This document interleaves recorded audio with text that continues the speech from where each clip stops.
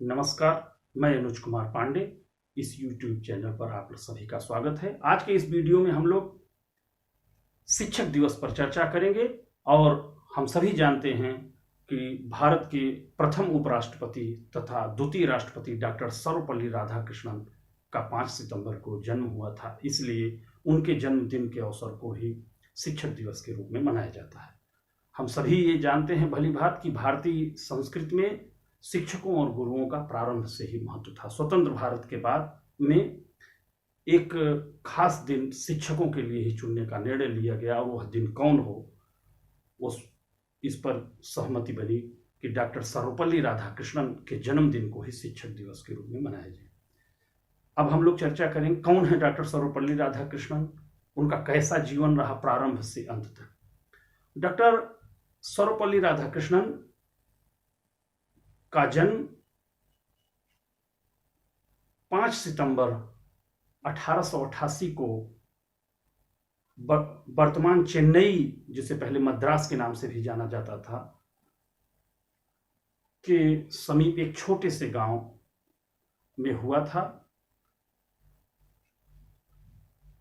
वहां उनके पिता वी रामास्वामी उसी गांव में जमींदार के यहाँ नौकरी करते थे।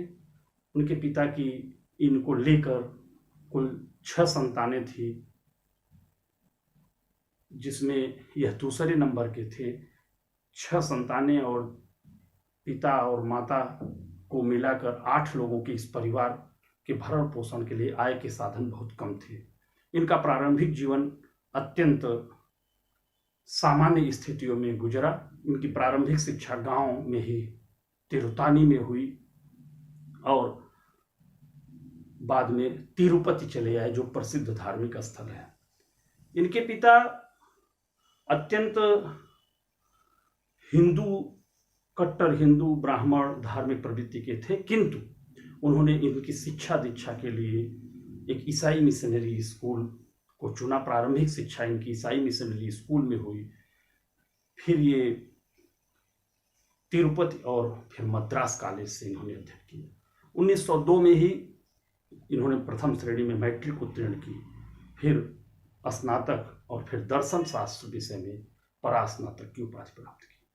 परास्नातक की उपाधि के बाद मद्रास कॉलेज में ये दर्शन शास्त्र के प्रोफेसर नियुक्त किए गए। उन दिनों डिग्री स्तर पर यूनिवर्सिटीज में व्याख्याता बनने के लिए अध्यापक प्रशिक्षण की आवश्यकता थी, तो इनको अध्यापक प्रशिक्षण में इन्होंने प्रवेश लिया। इनके दर्शन शास्त्र के संबंध में ज्ञान को देखकर प्रोफेसर ने इनको दर्शन शास्त्र की कक्षाओं से छूट दे दी, इस शर्त पर कि ये दर्शन शास्त्र की कक्षाओं में अध्यापन का कार्य करेंगे। विद्यार्थी जीवन में ही इन्होंने 12 लेक्चर लिए दर्शन शास्त्र के पढ़ाए, और इनके क्लास से विद्यार्थी इनके असाधारण व्याख्यान से बहुत प्रभावित हुए। इनके ज्ञान का स्तर अत्यंत उच्च कोटि का था। फिर धीरे धीरे इनकी ख्याति एक अच्छे शिक्षक और एक अच्छे दार्शनिक के रूप में होती रही, और विश्व स्तर पर ये विख्यात हुए।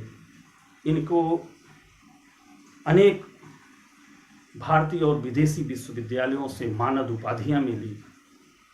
अनेक विश्वविद्यालयों में व्याख्याता के रूप में कार्य करने का अवसर मिला। इनका विवाह 16 साल की उम्र में ही हो गया था, और फिर इन्होंने वैवाहिक जीवन के साथ साथ समस्त शिक्षा दीक्षा और अपनी उन्नति की। इनके विचारों और व्यक्तित्व के विकास में इनकी शिक्षा का योगदान रहा। ये ईसाई मिशनरी में पढ़े और 12 वर्ष की उम्र में ही बाइबल के सभी महत्वपूर्ण अंशों को इन्होंने कंठस्थ कर लिया था। ईसाई धर्म की अच्छाइयों को इन्होंने अपने व्यक्तित्व में अर्जित किया, लेकिन ईसाई धर्मावलंबियों और चर्चों में हिंदू धर्म के प्रति जो घृणा थी, उसका इनके व्यक्तित्व में दूसरे रूप में देखने को मिला। इन्होंने अपनी धर्म संस्कृति के प्रति व्याप्त झूठे प्रचार और कुरीतियों कुछ अपने लिए एक चुनौती के रूप में स्वीकार किया और इससे पूरे विश्व में सामना करने के लिए सामने आए। इन्होंने 40 वर्ष तक अध्यापक के रूप में जीवन जिया और विश्व स्तर पर विख्यात प्राध्यापक रहे।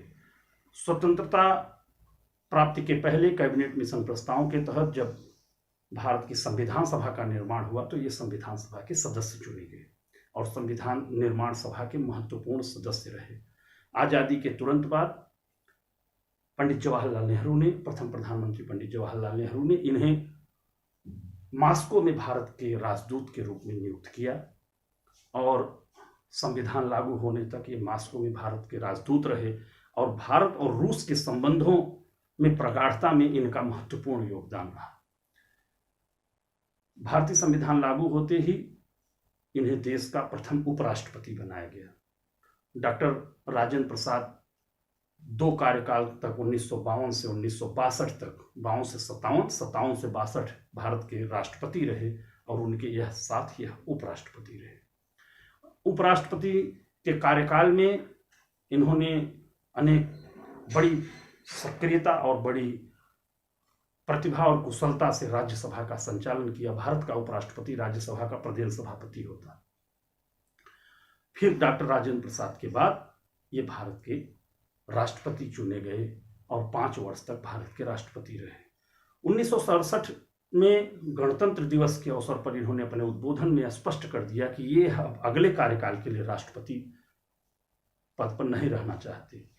यद्यपि तत्कालीन सत्ताधारी दल कांग्रेस के बड़े नेताओं ने इन्हें बहुत मनाने का प्रयास किया, लेकिन इन्होंने कहा नहीं, अब मैं इस पद पर नहीं रहूंगा। फिर 1975 में एक लंबी बीमारी के बाद इनकी मृत्यु हो गई।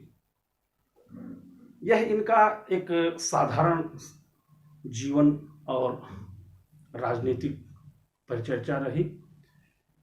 इनके बारे में अनेक किंवदंतियां, ये महान शिक्षक थे। भारतीय दर्शन की पूरी एक विधा डॉक्टर राधाकृष्णन को कहा जा सकता। आधुनिक भारतीय दर्शन में डॉक्टर राधाकृष्णन स्वयं में एक हस्ताक्षर हैं।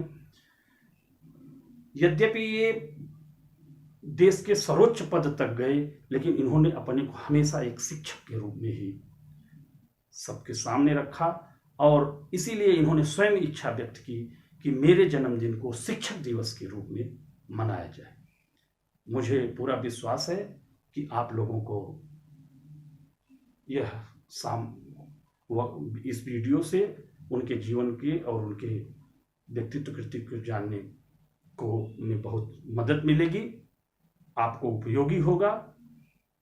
अन्य सामयिक, राजनीतिक, सामाजिक विषयों पर तथा कक्षा 10 के सामाजिक विज्ञान, कक्षा 11-12 के इतिहास पर इस चैनल में आपको पूरी सामग्री प्राप्त होगी।